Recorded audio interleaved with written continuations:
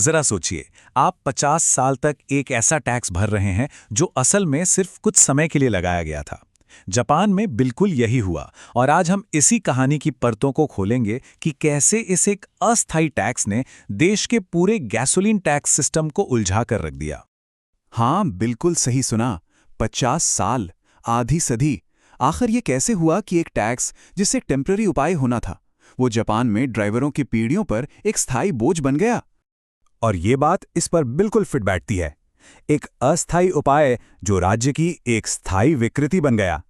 चलिए आज इसी को समझते हैं कि कैसे एक छोटे समय का समाधान दशकों तक चलने वाली एक बहुत बड़ी समस्या में तब्दील हो गया। तो आज हम देखेंगे कि ये अजीब टैक्स शुरू कैसे हुआ, फिर ये अपने रास्ते से कैसे भटका और इसे खत्म करने की प्रक्रिया इतनी मुश्किल क्यों थी। हम ये भी जानेंगे कि इसका लोगों की जेब पर क्या असर पड़ा और इससे भविष्य के लिए क्या बड़ी सीख मिलती है।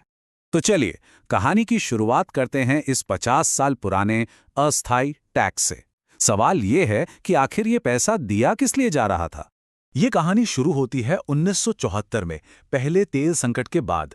सड़कों के निर्माण के लिए पैसे की जरूरत थी, तो सरकार ने ये गैसोलीन प्रोविजनल टैक्स रेट एक अस्थायी उपाय के तौर पर लागू किया। मतलब आइडिया सिंपल था, एक बड़ी समस्या के लिए एक छोटा फौरी समाधान। और इसका असर वो बहुत बड़ा था। देखिए, पेट्रोल पंप पर जो भी कीमत दी जाती थी, उसका करीब करीब 40% हिस्सा सिर्फ टैक्स का था। यानी हर लीटर का एक बहुत बड़ा हिस्सा सीधे सरकार के पास जा रहा था, जिसका कच्चे तेल की लागत से कोई लेना देना नहीं था। लेकिन सबसे बड़ा सवाल तो यही है कि एक टेम्पररी टैक्स आखिर 50 साल तक, 5 दशकों तक चला कैसे। ये हमारे विश्लेषण का दूसरा और सबसे दिलचस्प हिस्सा है। देखिए 1974 में जब ये शुरू हुआ तो इसके पीछे का लॉजिक काफी सीधा था। यूजर पेस का सिद्धांत, यानी जो लोग सड़कों का इस्तेमाल करते हैं वही उनके बनने और रखरखाव का खर्च उठाएंगे। सुनने में तो काफी फेयर लगता है ना। लेकिन फिर आया साल 2009 और यहां से कहानी पूरी तरह बदल गई। इसका जो सीधा लिंक था ना सड़क बनाने से, वो खत्म कर दिया गया। अब ये टैक्स सरकार के जनरल रेवेन्यू का हिस्सा बन गया। मतलब एक ऐसा पैसा जिसका कोई खास मकसद तय नहीं था। तो सवाल उठता है कि भाई अगर असली मकसद ही खत्म हो गया तो भी ये टैक्स वसूला क्यों जाता रहा। इसने एक बहुत बड़ा कंफ्यूजन पैदा कर दिया, एक ऐसा टैक्स जिसका कोई उद्देश्य ही नहीं था। इसका जवाब छिपा है सिस्टम की अपनी सुस्ती में। आप इसे एक ऐसे बड़े जहाज की तरह समझ सकते हैं जिसे मोड़ने में बहुत वक्त लगता है। इसकी कानूनी जड़ें कई अलग अलग कानूनों में फैली हुई थी। ऐतिहासिक रूप से ये सड़क बनाने के सिस्टम से जुड़ा था, जो अब था ही नहीं, और धीरे धीरे ये देश के बजट का एक जरूरी हिस्सा बन गया। तो हुआ ये कि मकसद तो गायब हो गया, लेकिन सरकार के लिए कमाई का ये जरिया बना रहा।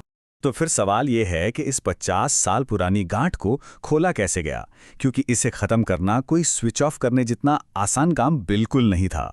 ये एक बहुत बड़ा और कह सकते हैं पेचीदा कानूनी बदलाव था।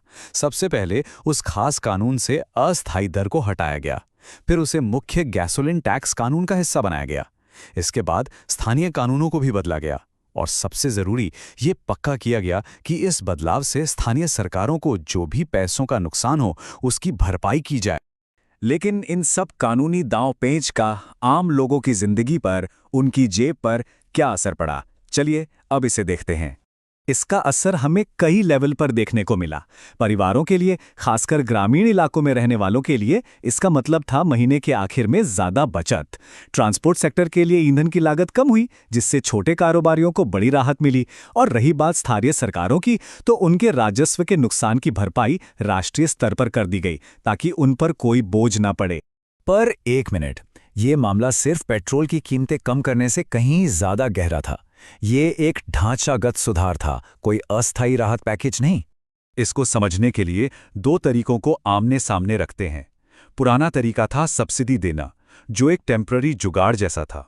लेकिन नया तरीका यानी टैक्स को खत्म करना एक स्थायी और ढांचागत समाधान है। ये एक जिम्मेदार सुधार है जो टैक्स कानून के सिद्धांतों पर आधारित है।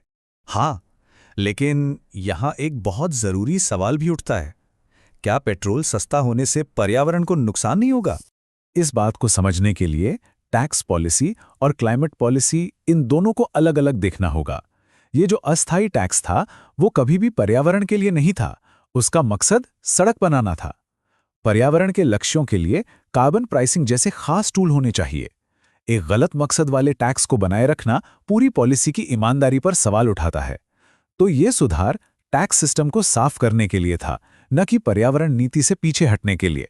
और अब आते हैं सबसे अहम हिस्से पर कि ये पूरा मामला सिर्फ पेट्रोल की कीमतों से बढ़कर भविष्य के लिए एक मिसाल क्यों है।